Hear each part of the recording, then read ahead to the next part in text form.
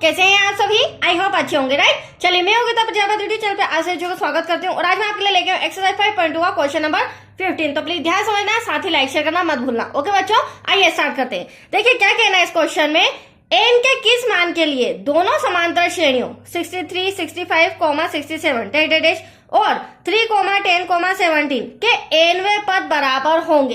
कहने का मतलब ये है बच्चों, हमें यहाँ पे एनवा पद फाइंड करना है, बट इस बार समांतर श्रेणियां दो हो गई। एक समांतर श्रेणी आपके सामने ये नजर आ रही है, फर्स्ट वाली, और सेकेंड वाली समांतर श्रेणी ये। तो ये दोनों कौन से पद पर आपस में बराबर होंगी? हो सकता है वो 50वें पद पर आपस में बराबर हो सकता है 15वें पद पर बराबर हो। ठीक है, तो चलिए सॉल्व करते हैं। पहले हम एपी प्रथम समांतर श्रेणी का लिख लेंगे। तो प्रथम समांतर श्रेणी है हमारी एपी, यहाँ हो जाएगा 63, 65, 67 ठीक है। सेकेंड एपी हमें सम के अंदर दिया गया है 3, 10, 17 ठीक है। अब साथ ही साथ हमें क्या दिया गया है कि दोनों समांतर श्रेणियों के एनवे पद बराबर होंगे, तो वो भी हम लिख लेते हैं। दोनों समांतर श्रेणियों के एनवे पद बराबर होंगे। अब कैसे होंगे वो मैं आपको बताती हूँ, राइट बच्चों। अब हम क्या करेंगे, फर्स्ट समांतर श्रेणी भी लेंगे और सेकेंड भी लेंगे। इस तरह बीच में मैं पार्टीशन कर देती हूँ। तो यहाँ पर फर्स्ट का सॉल्व करेंगे, यहाँ सेकेंड का। तो कैसे करेंगे, तो देखो बच्चों, प्रथम समांतर श्रेणी है तो ये हमारा प्रथम पद हो जाएगा, ये द्वितीय पद, ये तृतीय पद। तो इससे हम सार्वंतर भी निकाल लेंगे और प्रथम पद भी निकाल लेंगे, राइट। तो देखिए प्रथम पद क्या हो जाएगा, प्रथम पद A1 इक्वल्स टू हो जाएगा हमारा 63, क्योंकि ये हमारी क्या है, प्रथम समांतर श्रेणी है। उसी प्रकार प्रथम पद यहाँ पर भी क्या हो जाएगा, A1 इक्वल्स टू प्रथम पद कितना दे रखा है, 3 दे रखा है। फिर हम सार्वअंतर देख लेते हैं। सार्वअंतर मतलब D, ये मैंने पहले भी समझाया है। A2 में से A1 माइनस करो, क्योंकि हमारा A1, A2, A3 तीन पद दोनों सारणियों में दे रखे हैं, राइट। तो 65 में से 63 जाएगा तो कितना बचेगा हमारे पास, 2। तो ये हो जाएगा हमारा सार्वअंतर। That's clear. ठीक, ऐसे ही हम दूसरी जो हमारी समांतर श्रेणी उसमें भी हम सार्वअंतर निकाल लेते हैं। तो सार्वअंतर D इक्वल्स टू A2 हमारा 10 है दूसरा पद, दूसरे पद में से हम पहले पद को माइनस करेंगे। That's your answer 7। तो अब आप देख सकते हैं ये दोनों चीजें मैंने फाइंड कर ली है। अब हम आगे कैसे सॉल्व करेंगे, तो यहाँ पर मैं an का फॉर्मूला लगाऊंगी। देखिए कैसे, an equals to a plus bracket में n माइनस 1 और d, क्योंकि यहाँ पर हमारा n आ रहा है। ठीक है, सेकंड कंडीशन में भी हम यही करेंगे। n से तो हमें कोई मतलब नहीं है। प्रथम पद हमारा क्या है बच्चों, प्रथम समांतर श्रेणी का 63 है, वो मैं यहाँ लिख रही हूँ।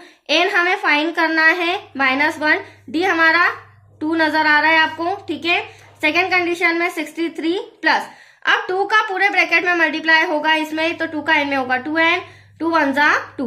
अब 63 में से 2 माइनस करेंगे तो यहाँ पर क्या आ जाएगा बच्चों, 61 प्लस का 2n।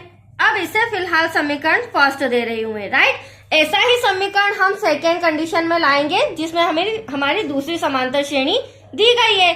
तो चलिए यहाँ पर भी मैं फॉर्मूला लगाती हूँ। an equals to a plus bracket में n माइनस 1 और मल्टीप्लाई में d। अब यहाँ पर सेकेंड समांतर श्रेणी का प्रथम पद 3 दे रखा है हमें, n तो हमें फाइंड करना है, d आपके सामने 7 है, राइट। अगली स्टेप में क्या होगा, ब्रैकेट सॉल्व होगा तो 7n हो जाएगा बच्चों, माइनस का 7 1 जा 7। अब यहाँ पर 7 जो है वो माइनस का है और 3 जो है प्लस का है, तो 7 में से 3 गया, बचा 4।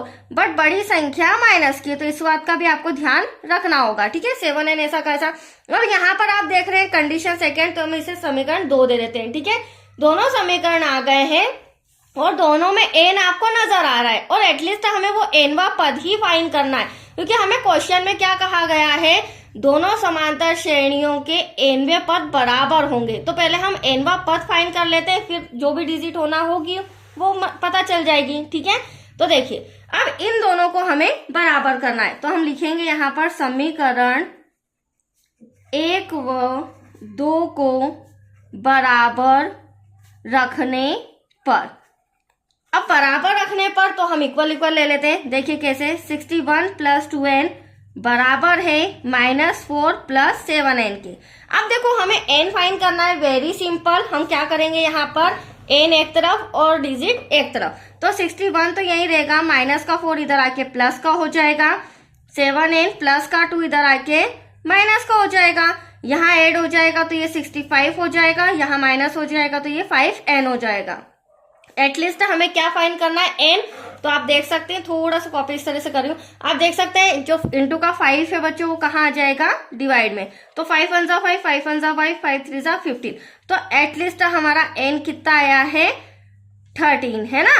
कहने का मतलब ये है जो n 13वां पद आया है, तो 13वां पद दोनों का बराबर होगा। कैसे, तो ये जो समांतर श्रेणी हमारी है, इसमें जहां भी 13वें नंबर पर पद आएगा, हो सकता है 13वां नंबर पर 100 आए, उसी तरह इस समांतर श्रेणी का भी 13वां पद 100 आए। तो इस तरह से दोनों जो समांतर श्रेणी है उनका 13वां पद बराबर हो सकता है, या तो 100 भी हो सकता है, एटलीस्ट कोई भी डिजिट हो सकती है, 150 भी हो सकता है, 120 भी हो सकता है, राइट। पर हमें तो कौन सा पद बराबर बताना था, वो फाइंड करना था।